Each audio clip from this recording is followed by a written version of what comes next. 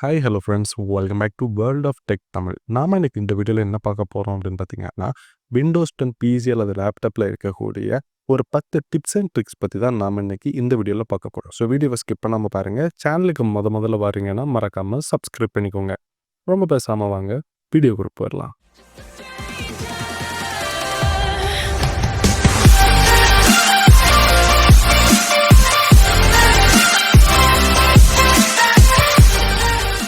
Voice recorder உங்களுடைய PC அல்லது லேப்டாப்பில் ஜஸ்ட் சர்ச் ஆப்ஷனில் வாய்ஸ் ரெக்கார்டர் அப்படின்னு டைப் பண்ணிங்கன்னா இந்த மாதிரி ஒரு ஆப் வரும். ஜஸ்ட் இதை கிளிக் பண்ணிங்கன்னா நீங்கள் டேரெக்டாக உங்களுடைய பிசி அல்லது லேப்டாப்லேயே நீங்கள் வாய்ஸ் ரெக்கார்ட் பண்ணிக்கலாம். டார்க் மோட் நம்மளுடைய ஃபோனில் இருக்கிற மாதிரி பிசிலையுமே நீங்கள் டார்க் மோட் ஆப்ஷன் யூஸ் பண்ணலாம். அதுக்கு என்ன பண்ணணும் அப்படின்னு பார்த்தீங்கன்னா, சர்ச்சில் போய் டார்க் அப்படின்னு டைப் பண்ணிங்கன்னா இப்படி ஒன்று வரும், கலர் செட்டிங்ஸ் அப்படின்னு. அதை கிளிக் பண்ணிங்கன்னா சூஸ் யுவர் கலரில் டார்க் அப்படிங்கிற ஆப்ஷனை கொடுத்தீங்கன்னா உங்களுக்கு டார்க் மோட் ஆக்டிவேட் ஆயிரும். ஸ்லைடு டு ஷட் டவுன் எப்போவுமே நீங்கள் ஷட் டவுன் பண்ணுறதுக்கு ஸ்டார்ட் மெனுவில் போய் ஷட் டவுன் பண்ணாமல் ஜஸ்ட் ரைட் கிளிக் பண்ணி ஒரு நியூ ஷார்ட்கட் ஓப்பன் பண்ணிக்கோங்க. இதில் போய் நீங்கள் ஸ்லைட் டு ஷட் டவுன் அப்படின்னு டைப் பண்ணி கிரியேட் பண்ணிக்கோங்க.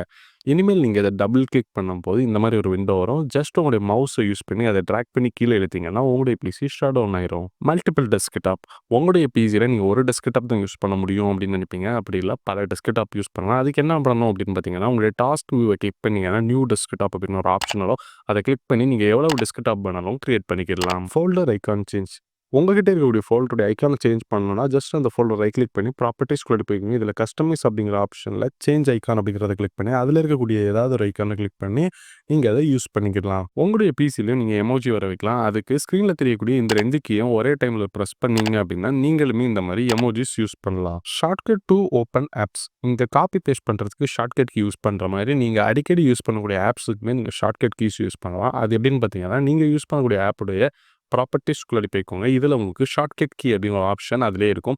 அதை கிளிக் பண்ணி ஏதாவது ஒரு ஆல்ஃபபெட் கொடுத்துக்கோங்க. ஜஸ்ட் அந்த ஆல்ஃபபெட் கொடுத்த உடனே கண்ட்ரோல் ஆல்ட் நீங்கள் கொடுத்த ஆல்ஃபபெட் அப்படின்னு சேஞ்ச் ஆகும். இனிமேல் நீங்கள் அந்த 3 கீயும் ஒரே டைமில் கொடுக்கும்போது அந்த ஷார்ட்கட்டில் இருக்கக்கூடிய அந்த ஆப் உங்களுக்கு ஓப்பன் ஆயிரும். கண்ட்ரோல் ஷிஃப்ட் டி அப்படிங்கிற இந்த 3 கீயும் ஒரே டைமில் கொடுத்தீங்கன்னா நீங்கள் கடைசியாக ஓப்பன் பண்ண டேபை உங்களால் ஓப்பன் பண்ண முடியும். அது உங்களுடைய ப்ரௌசரில்.